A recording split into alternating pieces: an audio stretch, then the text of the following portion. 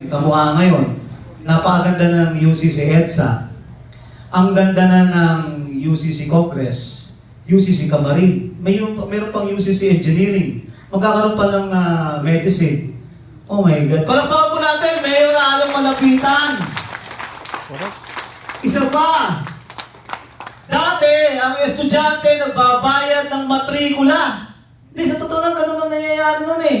No, tanongin niyo yung anak niyo na pinag-aral, tapos yung mga lolo mo. Pinagbabayad ng matrikula. Sino nakaisip? Para maging libre yung matriculation fee. Walang iba kundi si... Palakpakan po natin, Mayor Alan Malapitan!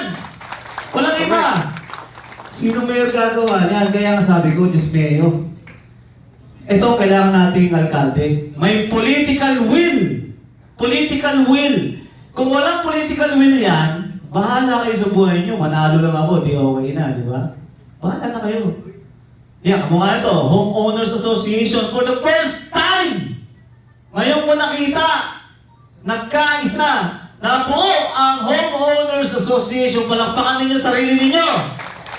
Palakpakan natin si Boss Red Tantay. Pinagkaisa kayo. 1, 2, 3. Di ba? Dati wala, patay. Patay na patay yan.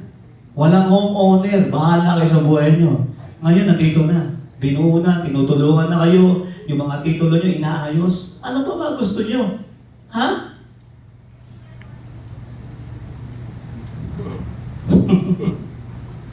Kaya, sa mga susunod na panahon, dapat, actually, kung nakita ninyo na maganda yung ginagawa ng isang pinuno, dapat magpatuloy hanggang sa katapusan.